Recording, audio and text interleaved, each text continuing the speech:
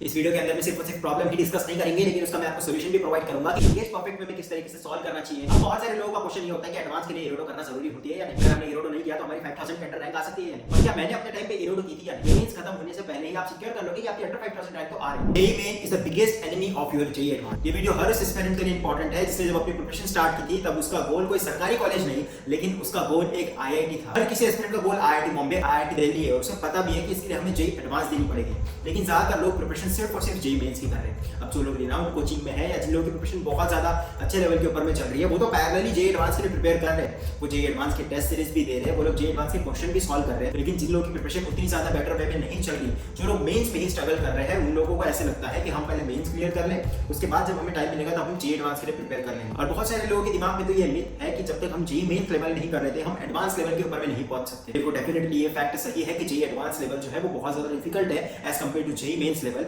लेकिन ये दोनों ही अपने आप में एक अलग एग्जाम होते हैं। जेईई एडवांस इतनी ज्यादा कॉम्प्लिकेटेड एग्जाम नहीं है, अनलाइक जेईई में। जेईई एडवांस के अंदर में अगर आप सिर्फ टॉप 10 चैप्टर्स की लिस्ट निकाल लो फ्रॉम ईच चैप्टर, और अगर आप सिर्फ उन्हीं चैप्टर्स को मास्टर कर लो, तो आपकी जेईई एडवांस के अंदर में एक बहुत ज्यादा अच्छी पकड़ बन सकती है। इस वीडियो के अंदर में सिर्फ और सिर्फ प्रॉब्लम ही डिस्कस नहीं करेंगे, लेकिन उसका मैं आपको सॉल्यूशन भी प्रोवाइड करूंगा कि कौन से वो इंपॉर्टेंट चैप्टर्स है जिसकी प्रिपरेशन आपने स्टार्ट करनी चाहिए, बुक्स को आपको किस तरीके से सॉल्व करना चाहिए, इंग्लिश परफेक्ट में किस तरीके से सॉल्व करना चाहिए और जेईई एडवांस लेवल और मेंस की प्रिपरेशन को कहीं भी फर्क ना पड़ते हुए या कम ना करते हुए हम किस तरीके से जेईई एडवांस की प्रिपरेशन डेली बेसिस के ऊपर में कर सकते हैं। So this is from IIT Madras. मैंने भी अपनी पूरी जेईई की प्रिपरेशन ऑनलाइन पढ़कर की थी और फाइनली जाकर जेईई एडवांस क्लियर किया। Now I am studying eight IIT Madras. भले आपकी जेईई मेंस की प्रिपरेशन उतनी ज्यादा बेटर वे में नहीं चल रही, आपके मॉक टेस्ट में उतने ज्यादा मार्क्स नहीं आ रहे, लेकिन फिर भी आपको जेईई एडवांस की प्रिपरेशन पैरेलली स्टार्ट करनी है। आपको सारे चैप्टर्स को जेईई एडवांस लेवल के ऊपर में करने की जरूरत नहीं होती है, लेकिन जो इंपॉर्टेंट चैप्टर्स है, जो एडवांस स्पेसिफिक चैप्टर्स है, आपको उसको तो एटलीस्ट जेईई एडवांस तक प्रिपेयर करना पड़ेगा। क्योंकि एडवांस के अंदर में ऐसा नहीं है कि किसी एक चैप्टर से क्वेश्चन उठाकर दे दिया जाएगा। 2-3 चैप्टर्स को मिक्स करके, कंसेप्ट को मिक्स करके आपको एडवांस का क्वेश्चन बना के दिया जाता है। आपको नीचे डिस्क्रिप्शन के अंदर में या मेरे टेलीग्राम चैनल के ऊपर में आपको इंपॉर्टेंट चैप्टर्स के top 10 important chapters from each subject की आपको मैं लिस्ट प्रोवाइड करा दूंगा, जो एडवांस के लिए बहुत ज्यादा इंपॉर्टेंट है। Well, before this, I am taking a free class on the platform Unacademy, जिसकी टाइम ड्यूरेशन 1 आवर होगी और जिसके अंदर में हम ये डिस्कस करेंगे how can I secure 99 percentile in class 11 before entering 12th। इसके अंदर में हम ये सारी चीज़ें डिटेल्ड में एक्सप्लेन करेंगे और लास्ट में वो सारे डाउट्स भी क्लियर करेंगे जो सब लोगों ने मुझे कमेंट सेक्शन के अंदर में पूछ रखे थे, और आप भी अपना पर्सनलाइज डाउट उसको सेशन के अंदर में पूछ सकते हो। और उसी फ्री सेशन के अंदर में मैं अपने free merit based mentorship programme के बारे में भी डिस्कस करूँगा, और ये सारी चीज़ें 1-on-1 इंटरेक्शन के साथ में होगी। तो आपको सेशन के लिंक नीचे डिस्क्रिप्शन के टॉप में मिल जाएगी और मैं कम्युनिटी पोस्ट भी अपलोड कर दूंगा। और अगर आपने अभी तक टेलीग्राम चैनल ज्वाइन नहीं कर रखा तो उसकी लिंक भी मैंने डिस्क्रिप्शन के अंदर में दे दी है, जिसके अंदर में मैं so called exclusive study materials upload करता हूँ।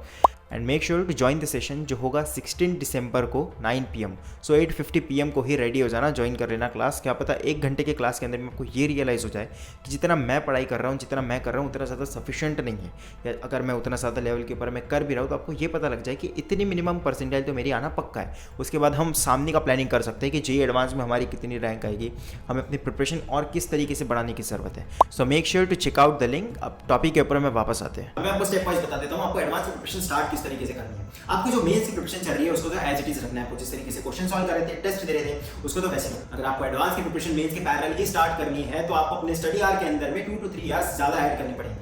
पूरे प्रोसेस की सबसे इंपॉर्टेंट चीज मैं आपको यह बता दूं कि आपको कोई भी टारगेट बनाकर नहीं चलना एडवांस के अंदर में, क्योंकि आपके मेंस की तरह नहीं है कि अगर आपने सोच लिया कि एक दिन में 50 क्वेश्चन सॉल्व हो जाएंगे तो वो होने ही चाहिए।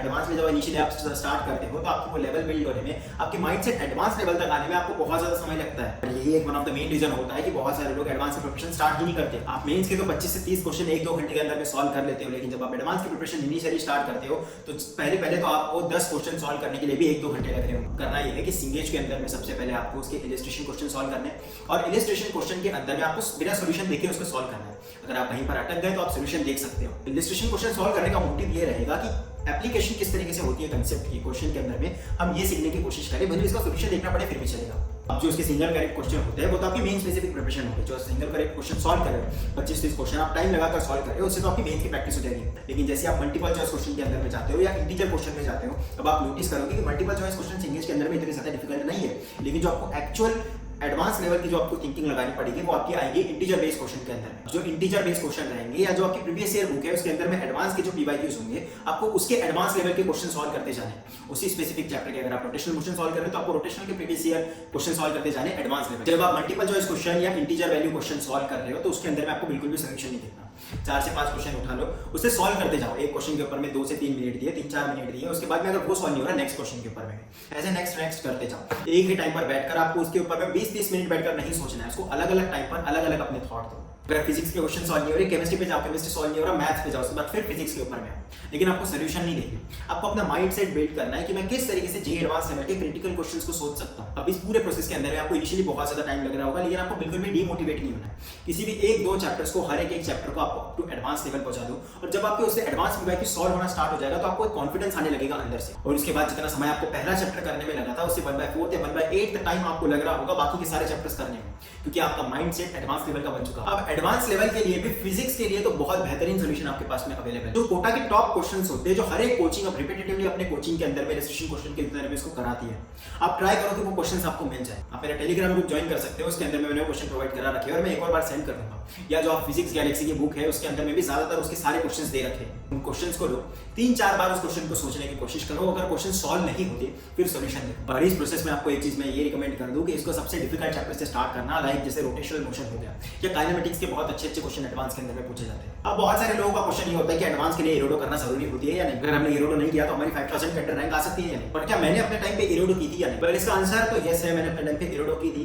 लेकिन इरोडो एक वो बुक है जो जब आपने सिंगेज कर ली या बाकी सारे बुक्स आपने कर ली, एक पॉइंट तक जब अपना जे एडवांस लेवल आप अपना पहुंचा चुके हो, तब कुछ स्पेसिफिक चैप्टर्स होते हैं, जैसे काइनेमेटिक्स हो गया, रोटेशनल मोशन हो गया, ये कुछ ऐसे चैप्टर्स हैं जहां से बहुत कॉम्प्लिकेटेड क्वेश्चंस पूछे जाते हैं। और भी ऐसे बहुत सारे चैप्टर्स हैं, मैं आपको लिस्ट प्रोवाइड करा दूंगा, यहां से बहुत कॉम्प्लिकेटेड क्वेश्चंस पूछे जाते हैं। जब बाकी रिसोर्स खत्म हो जाते हैं, जहां आप नहीं सोच पाते कि अगर ये कंडीशन है तो मैं किस तरीके से इस क्वेश्चन को अप्लाई कर पाऊंगा, इस एप्लीकेशन को अप्लाई कर पाऊंगा, तब आपको इरोडो जैसी बुक्स के ऊपर में जाना पड़ता है, जहां पर भी आपको सिर्फ इरोडो, पहले तो जे के लिए बुक नहीं है, इरोडो एक बहुत हाई लेवल एग्जाम के लिए बुक बनी हुई है, इसलिए आपको उसमें से भी कुछ ही स्पेसिफिक क्वेश्चन सॉल्व करने हैं। लेकिन ये सारी चीजें आपको यहाँ पर नहीं करनी, ये जब आखिर में जब हमारा पूरा सिलेबस कंप्लीट हो जाएगा और हम ऑलरेडी एक लेवल तक पहुंच चुके होंगे, उसके बाद जब हमें थोड़ा थोड़ा डाउट आते जाएगा तब हमें इरोडो के क्वेश्चन सॉल्व करने हैं। लेकिन अभी इसका बिल्कुल टेंशन नहीं लेना है। और अगर क्या ये क्वेश्चन अगर आप मुझसे पूछना चाहोगे तो बिना इरोडो सॉल्व करके भी अंडर 5% टाइम लाई जा सकती है, डेफिनेटली लाई जा सकती है अगर आप ये पूरी स्टेप्स फॉलो करते हो। और मेंस के साथ पैरेलली अगर आप अपने एडवांस की प्रिपरेशन स्टार्ट करते हो, तो अगर आप 2025 एस्पिरेंट हो तो आपके पास में पूरा 1 साल बचा हुआ है। आप जरा सोच कर देखिए, जहां सारे एस्पिरेंट्स अपना फर्स्ट अटेम्प्ट खत्म होने के बाद, सेकंड अटेम्प्ट खत्म होने के बाद प्रिपरेशन स्टार्ट करेंगे, जहां सिर्फ 1 महीना बचा हुआ होगा एडवांस को, वहां अगर आप पूरे 1 साल के दौरान अगर 3 से 2 घंटे भी अगर आप रोज के प्रिपेयर कर रहे हो एडवांस के लिए, और अगर आपने जितने मैंने इंपॉर्टेंट चैप्टर्स प्रोवाइड कराए बस उसी को अगर आपने up to J advance level complete कर दिया, सो आपकी बहुत अच्छी पकड़ होगी जे एडवांस के अंदर में। और अंडर 5000 रैंक आप पहले ही सिक्योर कर लोगे, मेंस खत्म होने से पहले ही आप सिक्योर कर लोगे कि आपकी अंडर 5000 रैंक तो आ रही है, अगर आप इन टॉप 10 चैप्टर्स को मास्टर कर लेते हो। और ये बात स्पेशली ध्यान रखना, एडवांस सॉल्व करते समय डीमोटिवेशन बहुत आएगा, क्वेश्चन सॉल्व नहीं होंगे, बस पहले मत छोड़ना। एक चैप्टर को 15-20 दिन लग रहे हैं फिर भी चलेगा, लेकिन एक चैप्टर खत्म होने के बाद दूसरे तीसरे चैप्टर में समय कम होते जाएगा और पूरा एडवांस का सिलेबस कब कंप्लीट हो जाएगा आपको पता भी नहीं लगेगा। लेकिन मेंस और एडवांस की प्रिपरेशन अलग अलग करना, ऐसे नहीं कि अगर मेंस का हमारा टारगेट कंप्लीट होता है तभी एडवांस हम करेंगे। अगर आप मेंस का डेली बेसिस का टारगेट कंप्लीट नहीं भी कर पाते फिर भी उसको साइड रखके आपको एडवांस की प्रिपरेशन करनी है हर रोज। अपने स्टडी आवर के अंदर में एक्स्ट्रा टाइम ऐड करके ये प्रोसेस करना, ना कि मेंस में से टाइम निकाल कर करना। So I hope you like this video. नीचे आपको टेलीग्राम ग्रुप की लिंक मिल जाएगी, डिस्क्रिप्शन के अंदर में सारे इंपॉर्टेंट चैप्टर्स भी दे रखे हैं। Make sure to subscribe this channel and this is Raj from my team signing of.